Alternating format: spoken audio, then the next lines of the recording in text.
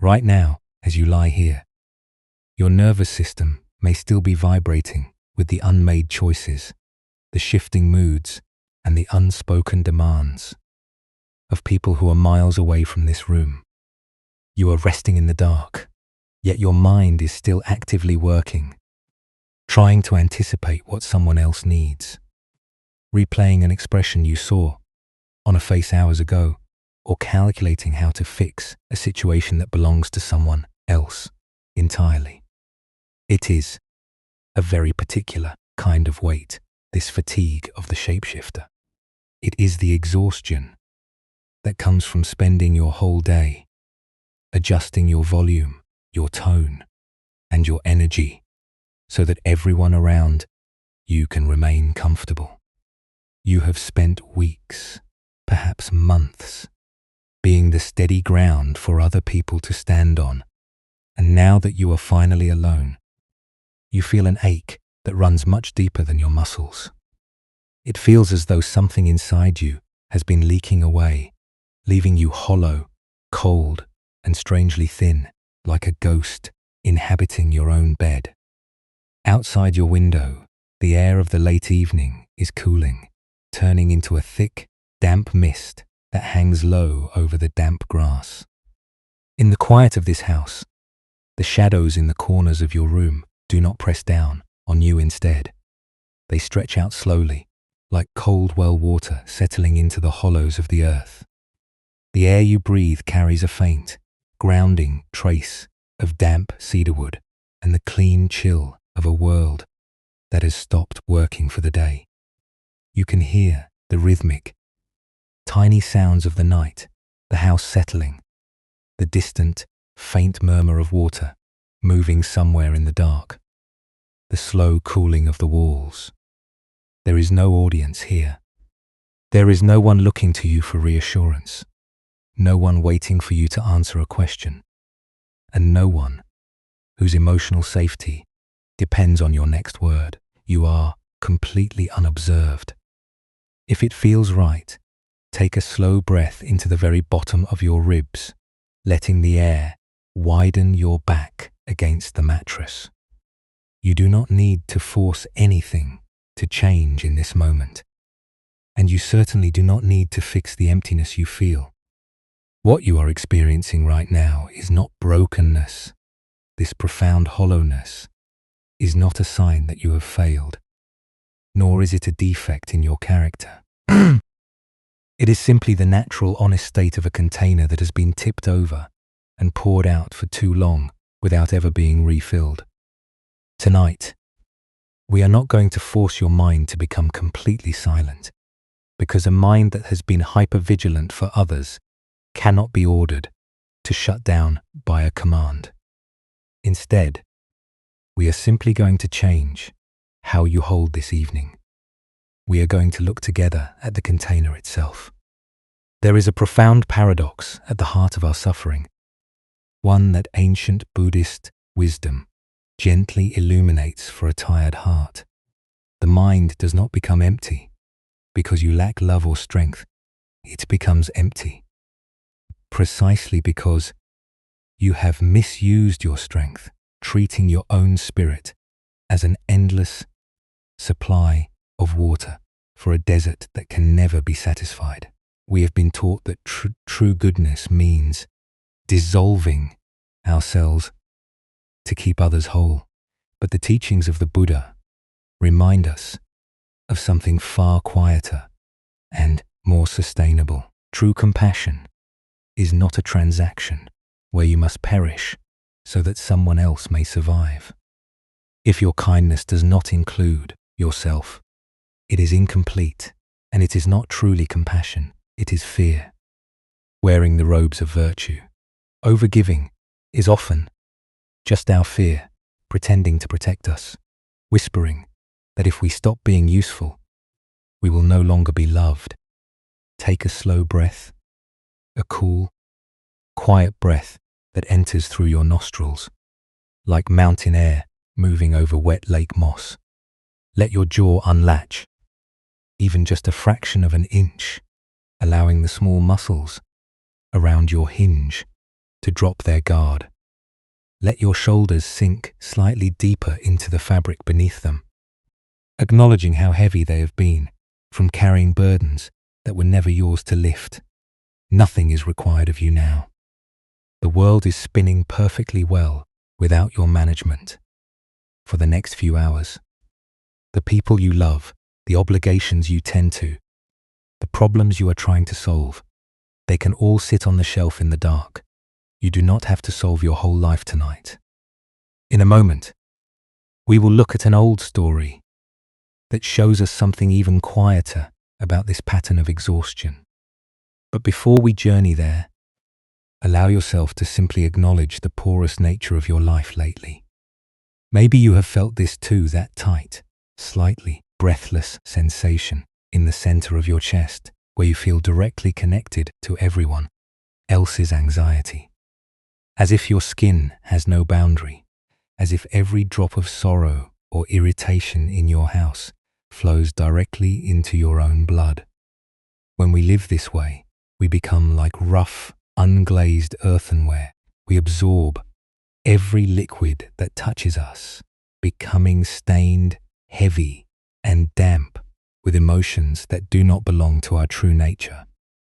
You are safe enough to soften right now. You are allowed to be entirely useless tonight. The trees outside do not apologize for sleeping through the dark.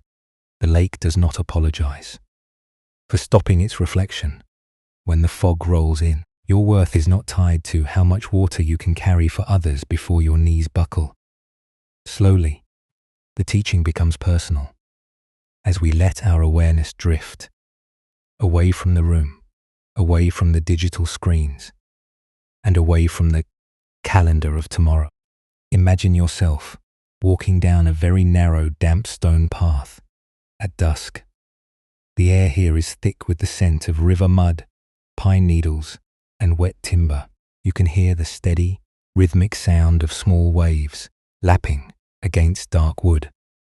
The sound of an old, secluded lakeside pier, hidden among tall, silver reeds. The light is a deep, bruised violet, the exact color of the sky, right before the stars show themselves. At the end of this wooden pier, floating level, and still on the black water, is a small, heavy wooden ferry boat. Sitting in the middle of the boat, holding a long bamboo oar across his knees, is an old man named Jochu. He wears a coarse, dark robe that smells of wood smoke and lake mist, and his face is lined with the deep, quiet patience of someone who spent 50 years watching water move. He does not look up with urgency when you approach. He does not ask you where you have been, or why you are so late, or what you have brought him. He simply shifts his weight slightly, balancing the boat against the wooden pilings of the pier, waiting to see if you are ready to leave the heavy shore behind.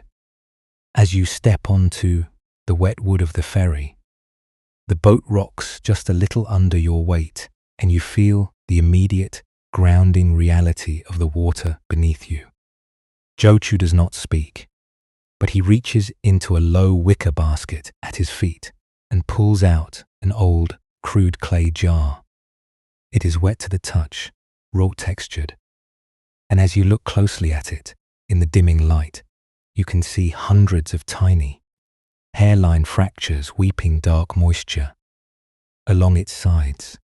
It is a vessel that has spent too many years being dragged up and down the mountain paths, and it is slowly losing its life through its own hidden wounds.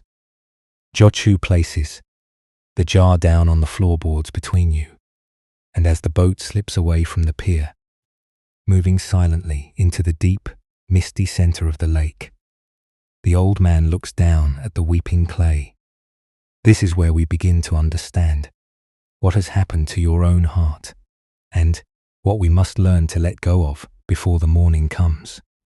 The boat drifted further into the dark grey expanses of the water, the wood beneath you, giving a rhythmic, low creak that matched the steady pull of Joker's shoulders. as the shoreline receded until the silver reeds became nothing more than a faint line against the evening sky. The old ferryman, Tules, dipped his oar with a slow, deliberate grace. The water, falling from the wooden blade, sounded like heavy silver coins dropping into an old well. He looked down at the weeping clay jar resting between his sandaled feet, then tilted his head toward the western horizon, where the mountain peaks rose like sleeping giants. In the valley just beyond those peaks, Jochu began to speak in a voice that sounded like smooth river stones sliding past one another. There once lived a young monk named Kanto. He resided in the monastery of the High Gate, a sanctuary built on a steep ridge where the earth was dry and the summer heat often baked the soil until it split. Because Kanto possessed a heart that was deeply sensitive to the discomfort of others, he had taken it upon himself to be the water carrier for the entire community. He could not bear to see an elder monk rub his dry throat during midday study, nor could he rest if he suspected a younger novice was parched after working in the vegetable terraces. Every morning, long before the first bronze bell rang out through the mist, Kanto would bind his ankles with coarse hemp strips, shoulder a heavy wooden yoke, and descend the 300 stone steps to the valley stream. At the bottom of the ridge, the water was cold, clear, and plentiful. Kanto would submerge 2 enormous jars made of thick grey river clay, filling them until the water threatened to spill over the rims. Then, placing his calloused shoulders under the yoke, he would begin the long, punishing ascent up the mountain. In the beginning, Kanto's service was met with great gratitude. The brothers praised his devotion, remarking on how refreshing the well water tasted after a long afternoon of silent meditation. Hearing their praise filled Kanto with a strange, intoxicating warmth. He began to believe that his entire worth within the monastery was tied to his ability to keep every single wooden bucket and ceramic cup filled to the brim. He began to watch the mouths of his brothers during meals, scanning their expressions for the slightest sign of thirst, anticipating their needs before they even realized they were dry. But as the hot season advanced, the air grew heavy and the demands increased. Kanto found himself descending the mountain 3 times a day, then 4, then 5. His shoulders became permanently bruised, the skin splitting beneath the rough pine of the yoke. Yet, it was not his body that began to fail him. First, it was his spirit. A deep, vibrating anxiety took root in his chest. He began to wake in the middle of the night, his mind spinning with a frantic list of tomorrow's chores. He worried that, if he slowed down, if he took a single afternoon to sit quietly under the cedar trees, the monastery would fall apart. He feared that if he were not useful, he would become invisible. It was during the 3rd month of the drought that Kanto noticed a change in his jars. The heavy grey earthenware, subjected to the constant friction of the mountain paths and the internal pressure of the heavy water, began to develop thousands of microscopic fractures. They were so fine that they could scarcely be seen with the naked eye. Yet as Kanto climbed the stone steps, he felt his robes becoming damp against his ribs. The jars were weeping. By the time he reached the top of the ridge, the vessels that had been filled to the top at the stream were only half full. The life force he had labored so hard to carry was bleeding away into the dry dust of the path, leaving him with a fraction of what he had promised. He tried to walk faster, running up the steep incline until his breath rattled in his throat. But the extra speed only caused the water to slosh against the fractured walls, widening the cracks and increasing the leak. He was emptying himself completely, yet he was delivering less and less to those he served. One evening, after the final sutra had been chanted, Kanto sat on the stone steps of the courtyard, his head resting in his hands. He was crying from sheer, unadulterated exhaustion. His body felt hollowed out, as if his own blood had turned to water and escaped through his skin. He felt a deep shame, believing that his inability to keep the jars whole was a profound spiritual failure. It was then that Master Jochu, who had brought his ferry boat to the riverbank below to deliver winter charcoal, walked slowly into the courtyard. He did not offer Kanto words of praise for his hard work, nor did he tell him to be strong. Instead, the old ferryman sat down on the step beside the weeping young monk and placed a single object on the stone between them. It was a small darkered lacquer tea bowl. It had no ornamentation, no gold leaf, no intricate carvings. It was simply wood that had been coated dozens of times with the sap of the lacquer tree until its surface was completely smooth, non-porous, and deep as a stagnant pool. Jochu reached into his sleeve, pulled out a small bamboo flask, and poured cold well water into the lacquer bowl until the liquid reached the absolute edge, forming a soft, trembling meniscus. "Look closely, Kanto," Jochu whispered, pointing a stained finger at the bowl.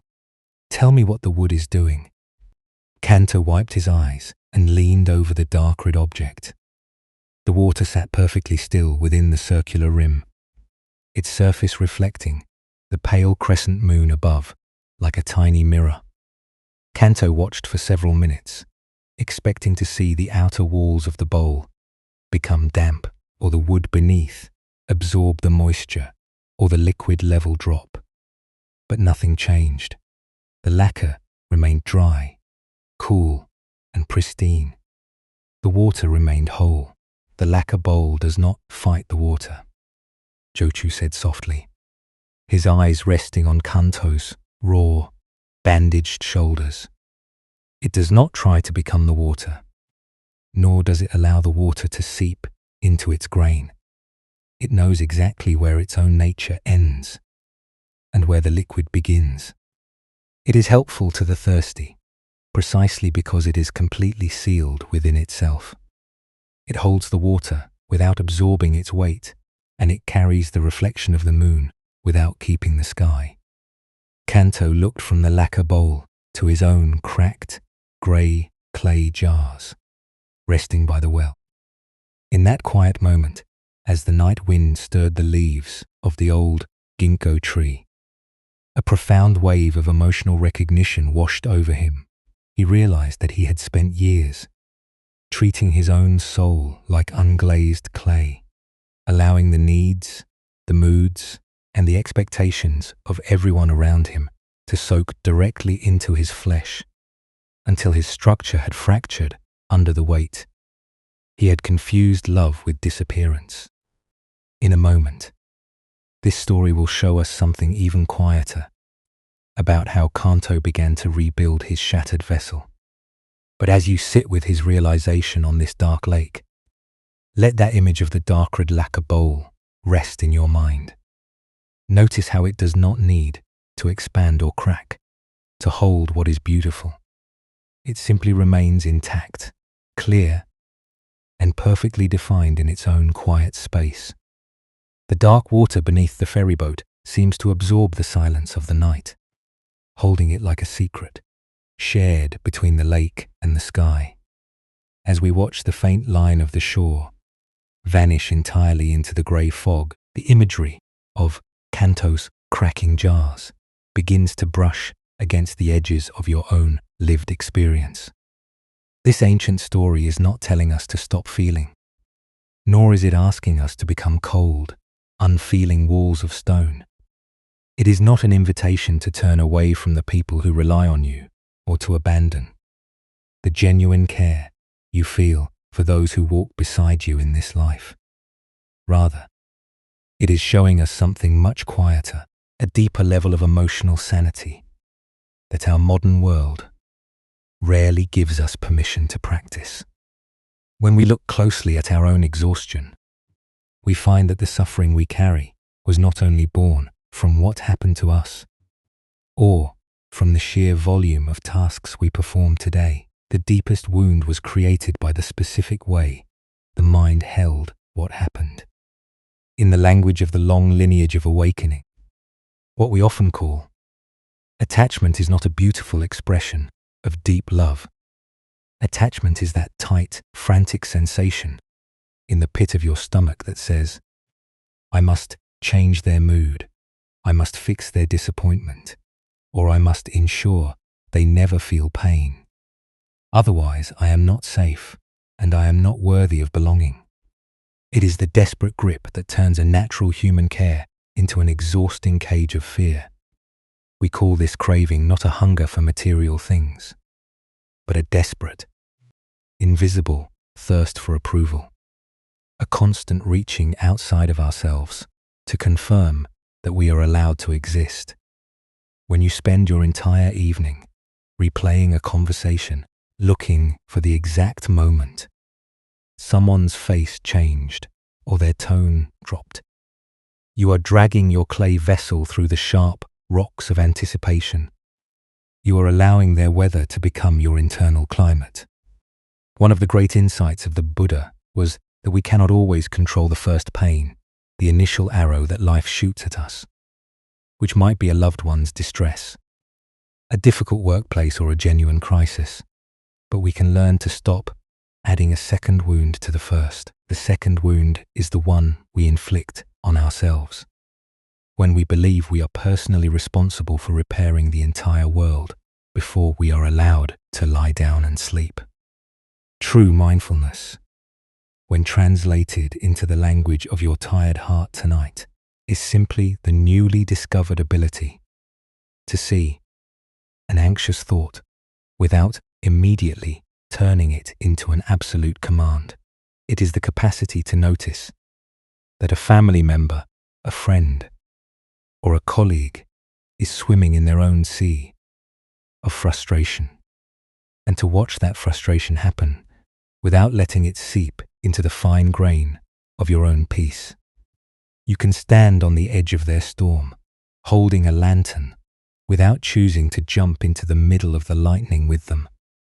When you do this, you begin to cultivate an inner surface that resembles that darkened lacquer bowl. You become non-porous.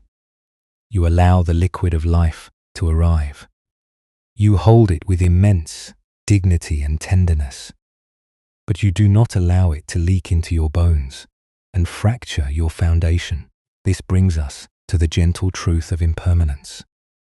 Nothing painful is permanent, and that includes the heavy moods, the criticisms, and the temporary emergencies of the people you are trying so hard to protect.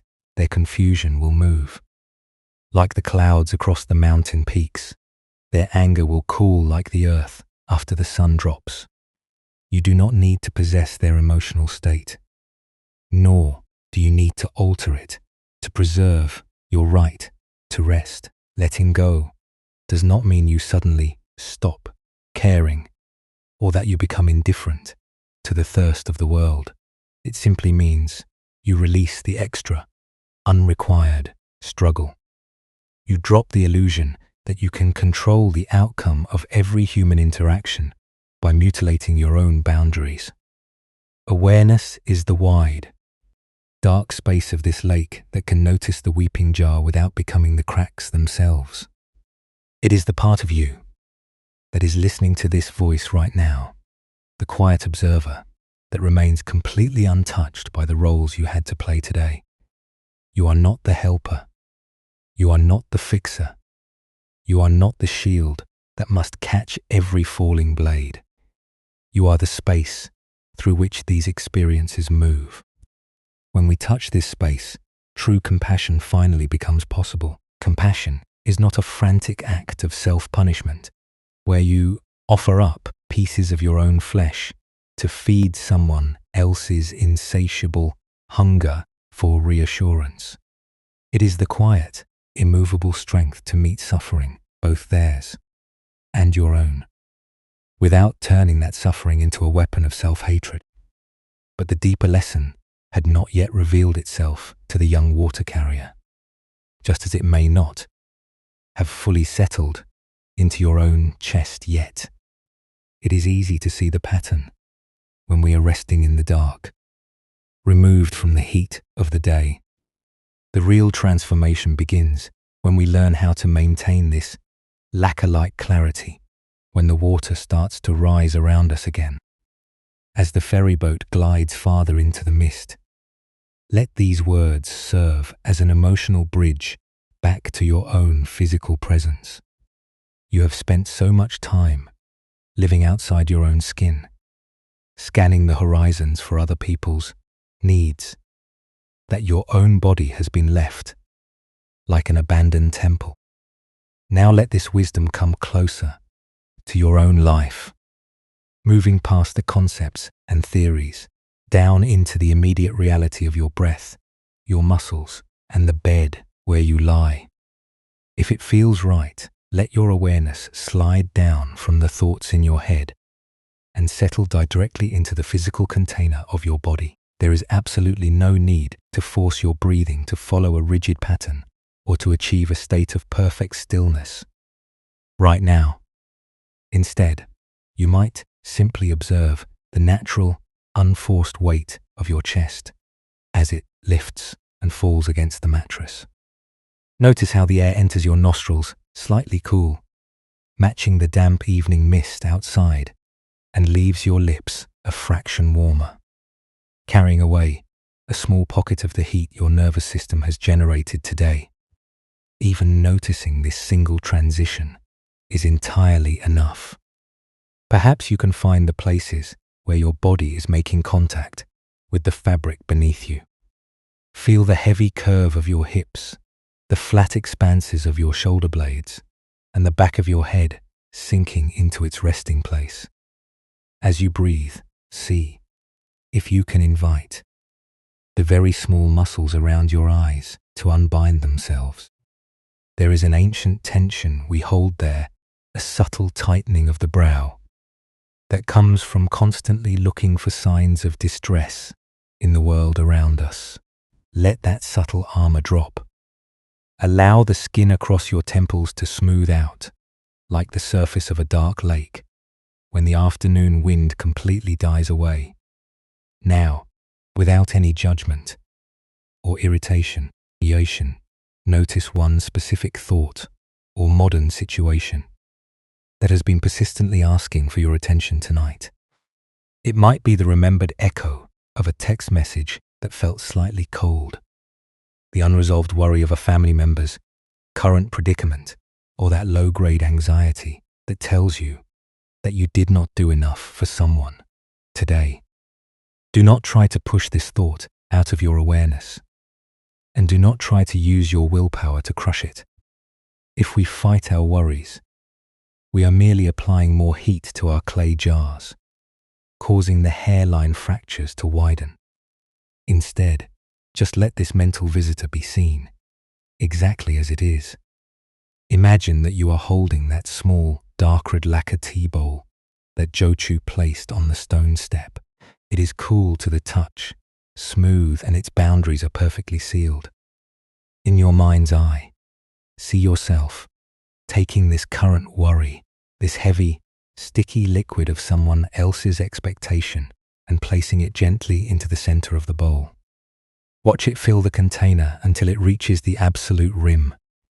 Notice what happens as you hold the bowl in your imagination. The liquid does not soak into the dark wood. The outer walls of the vessel remain completely dry and pristine. You can feel the weight of the water. You can acknowledge its presence, and you can look directly into its dark surface without allowing it to bleed into your own structure. The worry belongs to the world. The lacquer bowl belongs to you. You are simply the clean, intact container that is letting this moment exist without being dissolved by it. Now, if it feels right, imagine leaning forward and setting that lacquer bowl down onto the flat glass-like surface of the dark lake that surrounds our ferry boat. Let your hands slowly release their grip on its sides, allowing your fingers to open wide in your bed, palms facing upward toward the ceiling. Watch what happens when you stop gripping this responsibility. The bowl does not sink. It does not spill. It simply rests on the black water, and very slowly, carried by the microscopic currents of the night mist, it begins to drift away from the edge of our wooden boat. Watch it move farther into the violet shadows. As the distance between you and the vessel grows, the image begins to change. The sharp details of the worry lose their definition in the fog. The shape becomes smaller, turning into a faint dark speck, then into a shadow, until it merges completely with the vast, uniform stillness of the lake. The lake is wide enough to hold 1,000 drifting bowls without its own waters, becoming turbulent. You do not need to watch it vanish entirely. You can return to the heavy safety of your own breath whenever you are ready. There is an immense, unburdened freedom in allowing yourself to realize that you cannot protect everyone from their own life path. Tonight, your only assignment is to tend to the cracks in your own earthenware. You do not need to heal immediately, and you do not have to force a dramatic emotional breakthrough before the sun rises.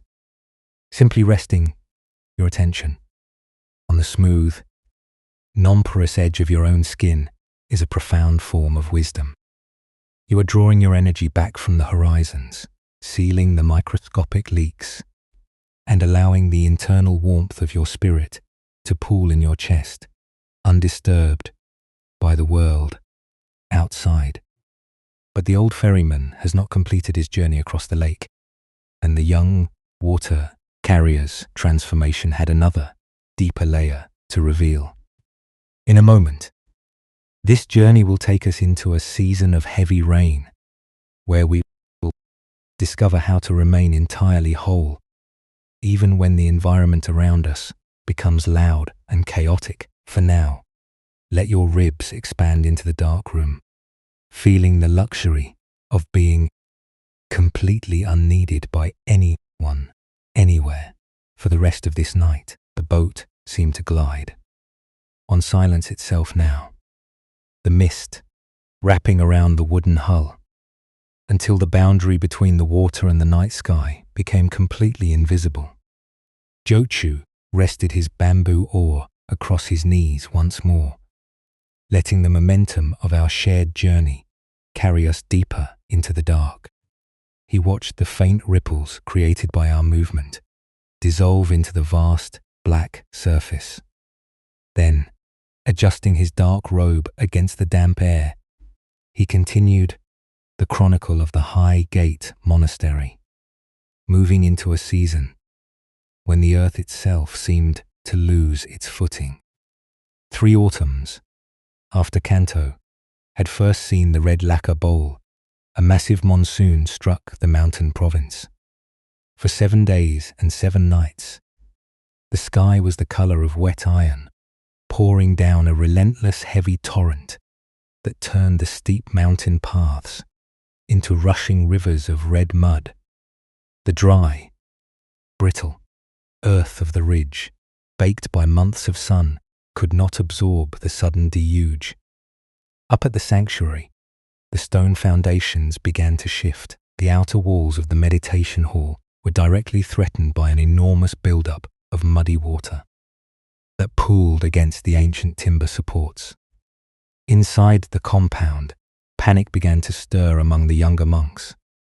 They ran back and forth with straw baskets, wooden planks, and their old grey clay jars, trying desperately to scoop up the mud, to block the rising water, and to force the flood to move away from the sacred structures.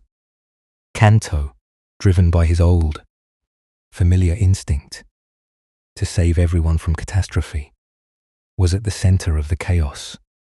He threw his body into the work, using his bare hands to shovel the wet earth, using his porous clay jars to bail out the rising silt. But the storm was far too vast for a single man's desperation. The mud soaked through his clothing, the cold water filled his ears, and the heavy clay vessels he carried became so slick with slime that they repeatedly slipped from his raw fingers, shattering against the flagstones. He felt the old suffocating sensation returning to his chest, that terrifying belief that if he collapsed, if he stepped back for even a single breath, the mountain would slide, and the home he loved would be entirely wiped out. He was fighting the sky itself, trying to hold back an entire monsoon with his own bruised muscles. As the evening of the 8th day approached, and the water reached the level of the temple thresholds, Jochu climbed the mountain path from the riverbank, dragging behind him a long, heavy object that left a deep groove in the mud. It was a massive, weathered segment of a hollowed stone drainage pipe, lined with coarse, unglazed clay. It was rough, heavy, and completely empty from one end to the other. The old ferryman did not join the frantic line of monks, throwing straw baskets into the torrent. Instead, he walked directly to the point where the water was pressing hardest against the timber foundations of the meditation hall. With slow, unhurried movements, ignoring the mud that splattered his face, Jochu cleared a small channel in the earth and laid the hollow stone pipe directly into the path of the roaring flood.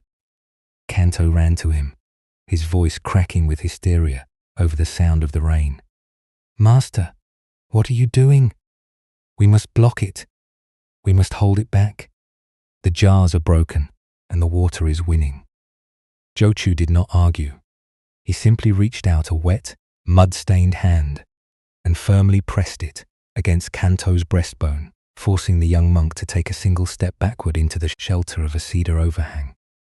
"Look at the pipe, Kanto," the old man commanded softly. "Stop carrying the storm." Kanto leaned against the rough bark of the tree, his chest heaving, his legs trembling from days of sleepless exertion. He watched the heavy, brown torrent strike the mouth of the hollow stone. But instead of smashing the pipe, instead of knocking it over or causing it to fracture, the muddy water simply entered the open cylinder. The flood roared through the center of the stone, channeled cleanly by the inner clay walls, and shot out the other side, cascading harmlessly down the steep, rocky slope of the cliff, away from the temple foundations. The stone pipe did not try to hold the mud. It did not try to clean the water, nor did it attempt to slow down the speed of the mountain runoff.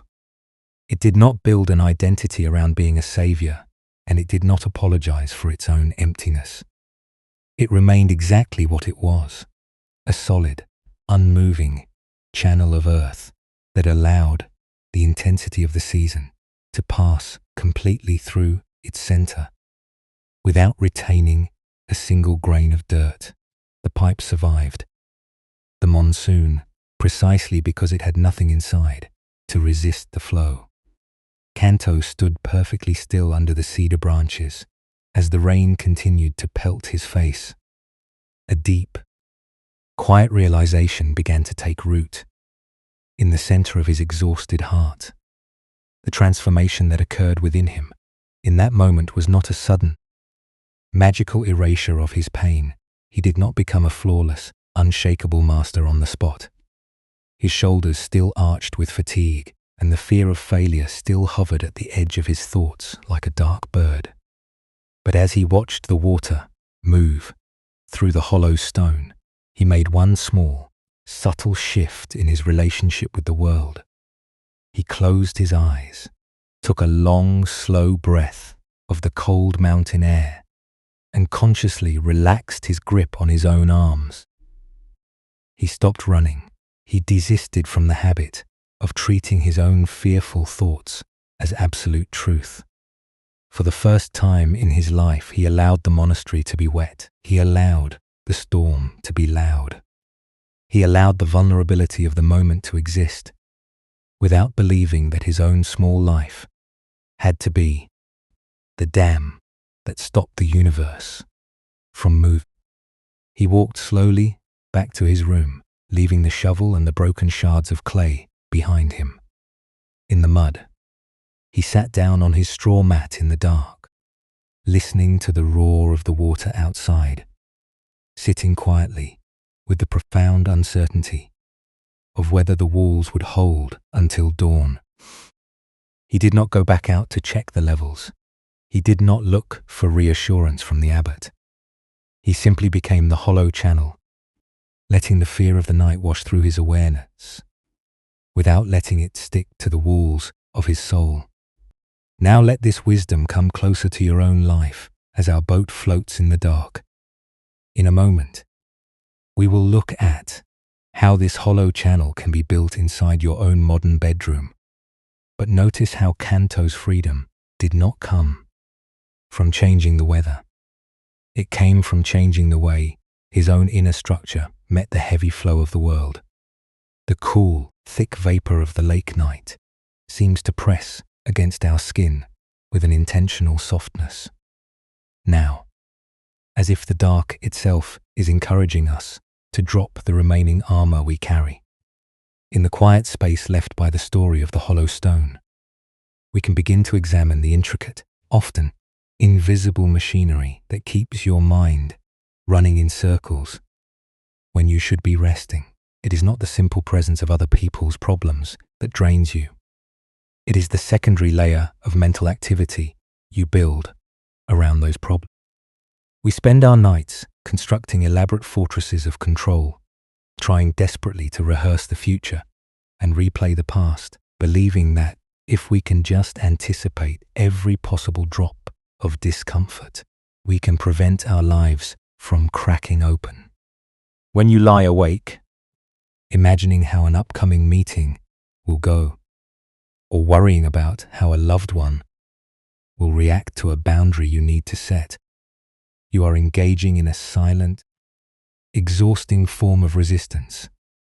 You are telling the current moment that it is not allowed to contain uncertainty. This constant craving for certainty is what makes the mind so porous.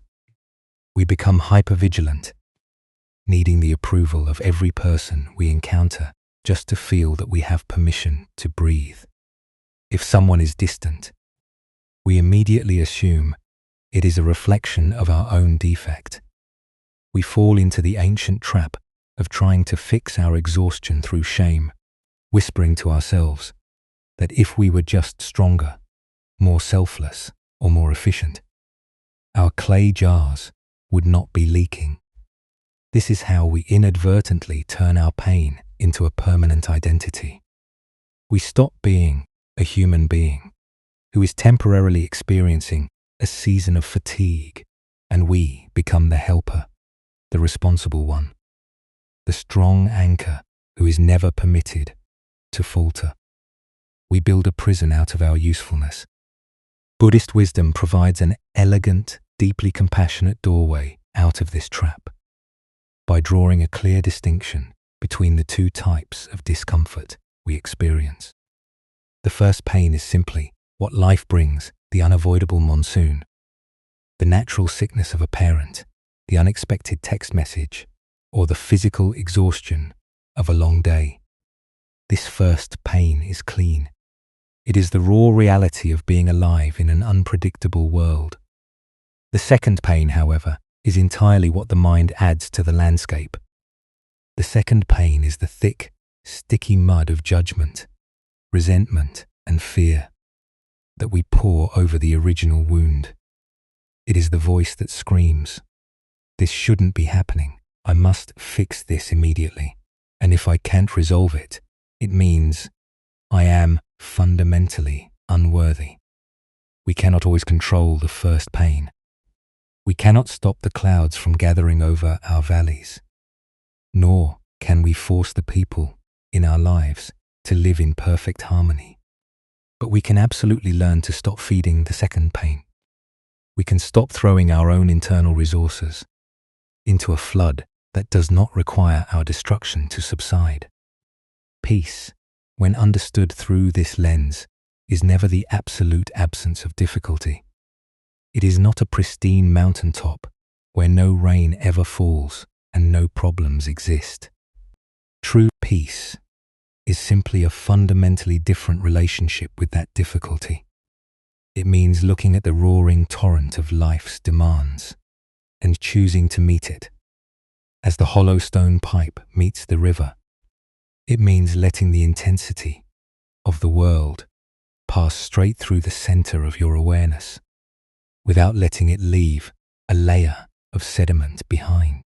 When you allow the storm to be loud without believing it is a verdict on your character, the microscopic fractures in your spirit begin to close on their own.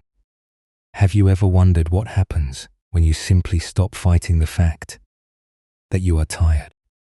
What happens when you drop the requirement to be the solution to every riddle tonight? The world does not fall apart.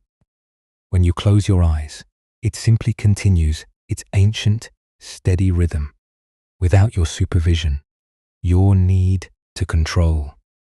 Everything is not proof that you are wise or exceptionally loving. It is merely fear, pretending to protect you from the vulnerability of being a finite human being who cannot carry the ocean in a single clay pot. Thought.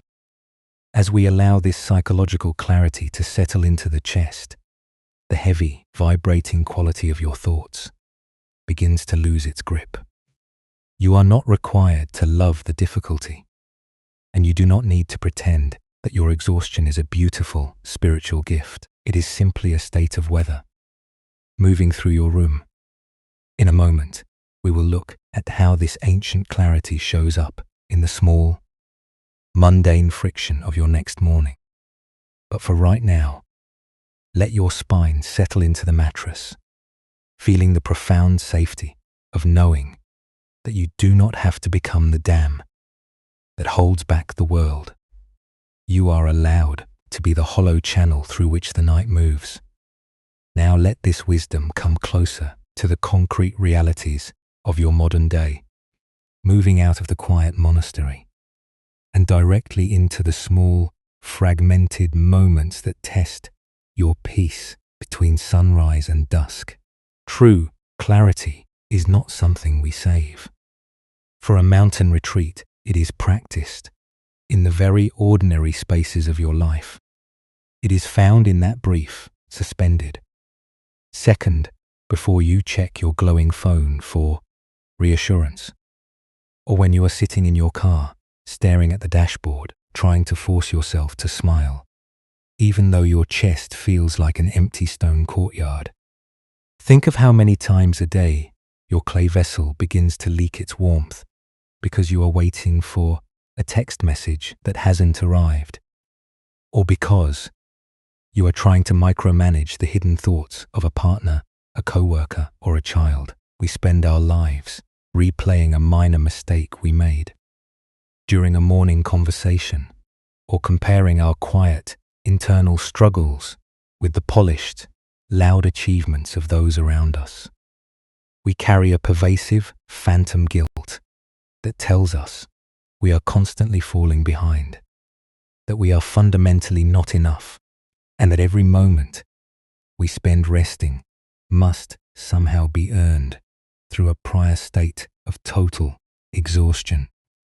But look at what happens when you bring the memory of the non-porous lacquer bowl into these small, vibrating moments. You begin to realize that a breath taken before answering an aggressive email is not just a pause. It is a profound form of personal wisdom. It is the moment you seal the cracks. You are choosing to care deeply about the world Without gripping its outcome so tightly that you tear your own skin, you can offer your presence to someone who is hurting without allowing their anger or their panic to seep into your blood and dictate your evening. Not every frantic thought that crosses your mind deserves your obedience, and not every heavy feeling you experience is an absolute command to go out and fix something. When your mind whispers that you are failing because someone else is disappointed, you can treat that thought like water striking the hollow stone pipe. Let it enter your awareness. Let it be loud.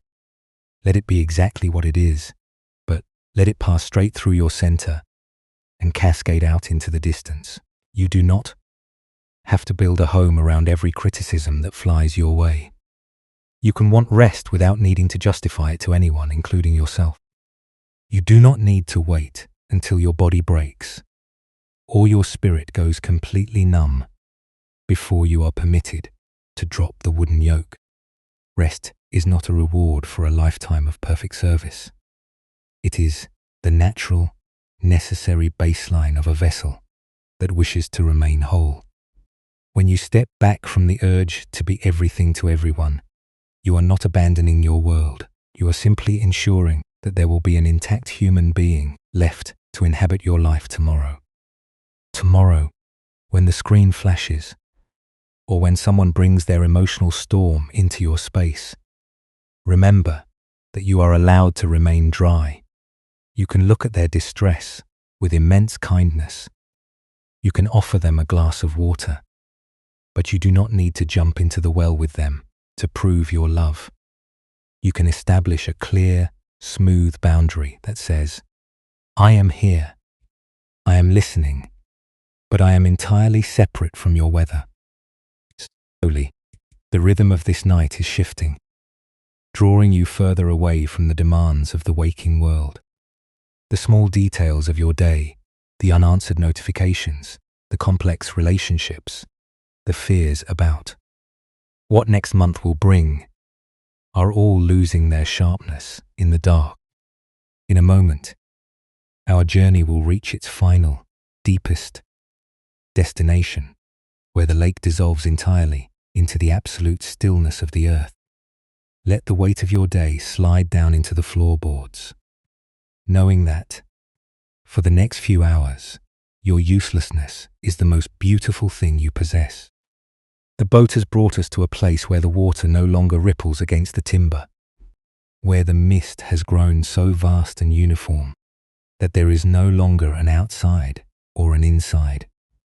Every external demand you carried down to the pier has been dissolved by the heavy dampness of the lake, leaving only the clean, unblemished space of your own presence. The old ferryman has rested his hands completely, for the current itself has stopped its pulling, allowing the wooden hull to hang suspended in the deep, dark cradle of the night. Your breathing has become very quiet now, a slow and rhythmic softening that feels less like an effort and more like water rising and falling within a dark, ancient subterranean well where no sun ever reaches and no one can come to drink. With each long exhale, your limbs are becoming heavier, sinking into the mattress, as if the clay of your body is finally returning to the deep, cool earth from which it was first shaped. The fine, weeping fractures that you carried through the bright afternoon are closing, sealed by the absolute darkness and the cool, protective boundary of this silent room. There is nothing left to hold. The lacquer bowl of your awareness is completely empty, resting on a surface that has no movement, reflecting nothing but the deep, velvety blackness of a sky that has forgotten how to be loud. You have been given full permission to be entirely empty tonight. You do not need to keep watch over the horizon, and you do not need to ensure that the temple walls hold until the sun rises. The storm has passed through the hollow stone, and the valley below is sleeping under a heavy blanket of grey fog. Let your chest widen into the cool air one final time, feeling the immense luxury of a container that is completely unobserved, unneeded, and exempt from the requirement to produce a single drop of safety for anyone else. The people you love have been released from your grip. The choices you fear have been dropped into the deep water. The roles you played have been unbuckled and left on the shore. You are allowed to stop surviving the world for tonight. You are allowed to return to the dark stillness that existed before you ever learned how to be useful. The bed beneath you is steady, a solid foundation that requires no management from your tired mind. Let the words you have heard tonight sink past your thoughts, past your memories, down into the deepest marrow of your bones, turning into a warm, non-porous peace that will keep you whole until the morning comes. The night is wide, the water is still, and your vessel is entirely intact. What if the emptiness you have been running from all these years was never a lack of love, but the pristine, sacred space where your own spirit finally remembers how to rest without asking for permission? The silence expands outward from that question, filling the bedroom like water, slowly filling a hollow in the stone.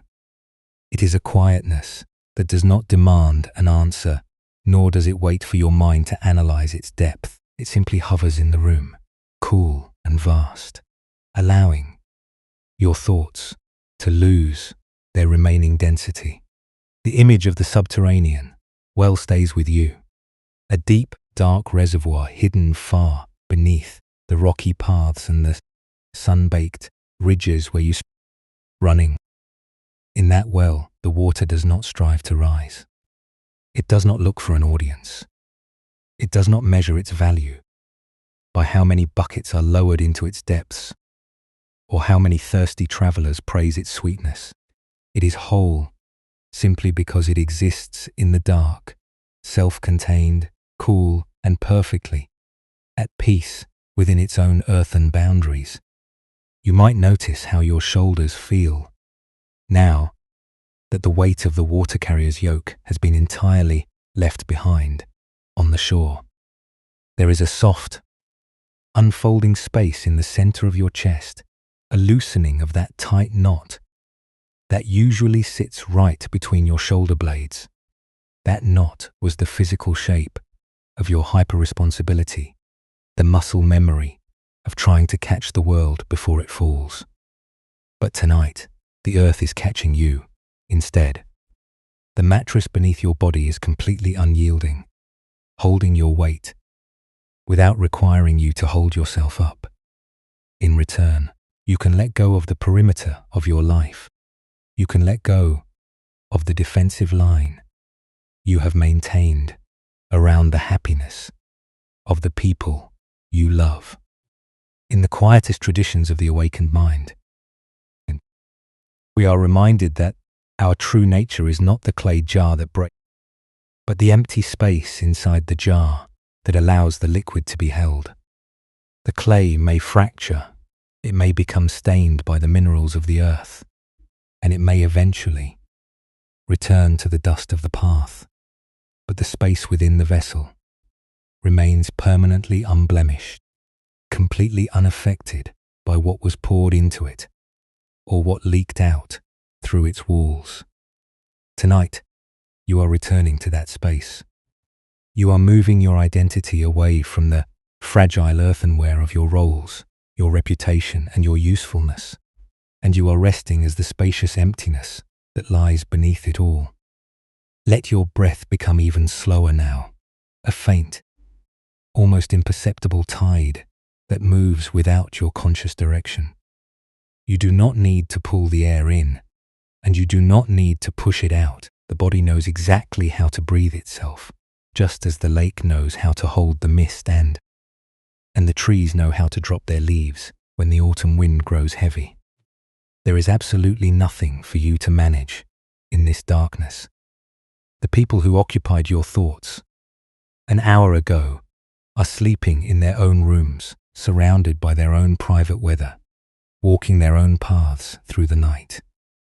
Your anxiety cannot alter their journeys, and your exhaustion cannot heal their hidden wounds.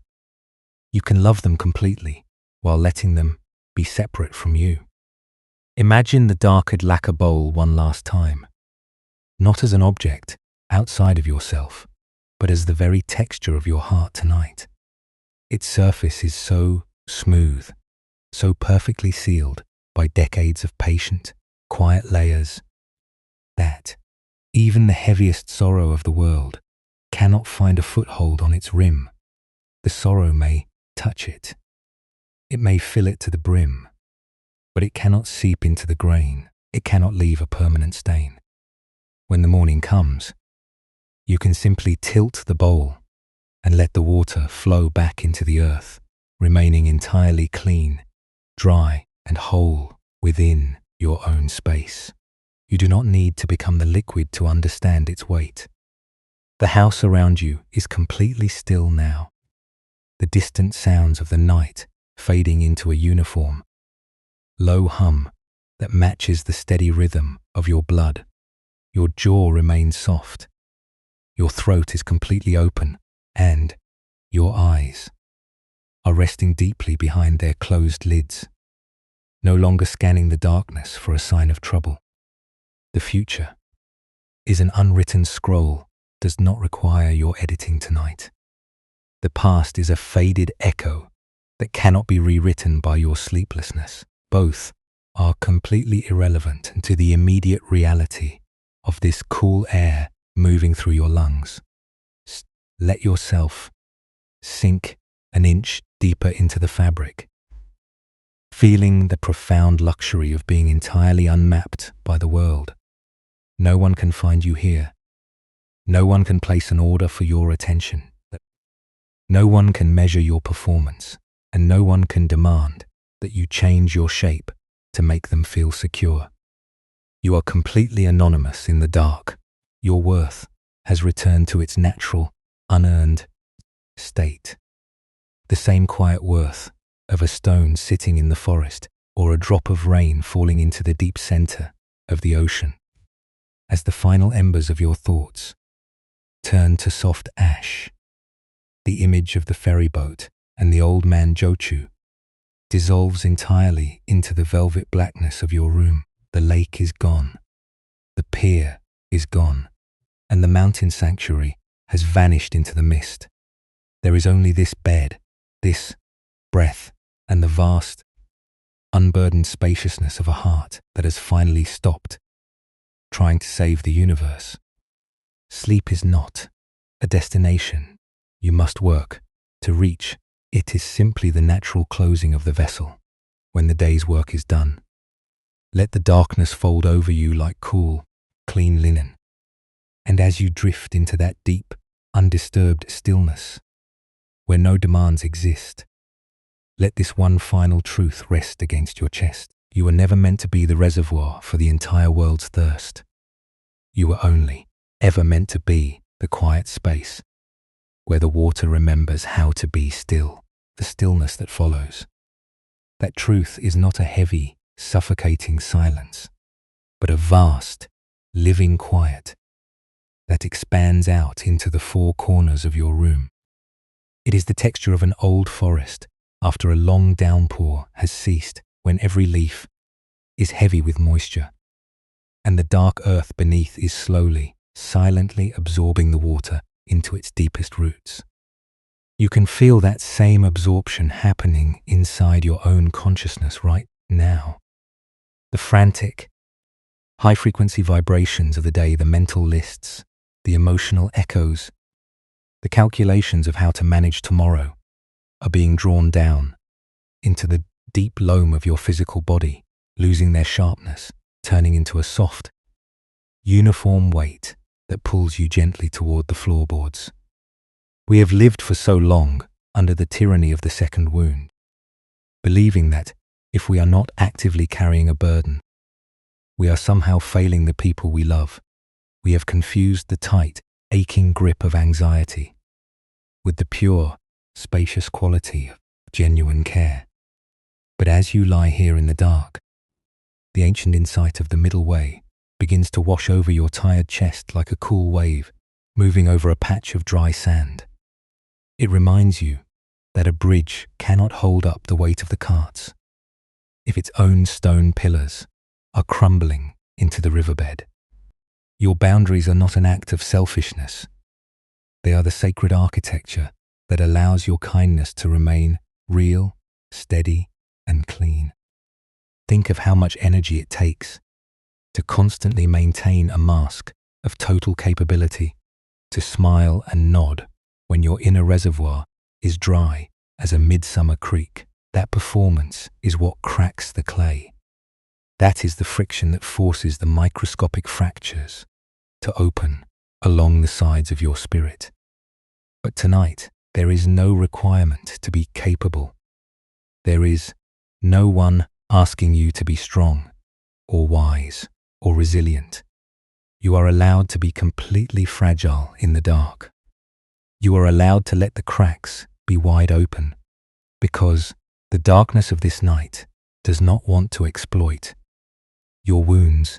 It simply wants to pour its cool, healing obscurity into them until the heat of your exhaustion has completely dissipated.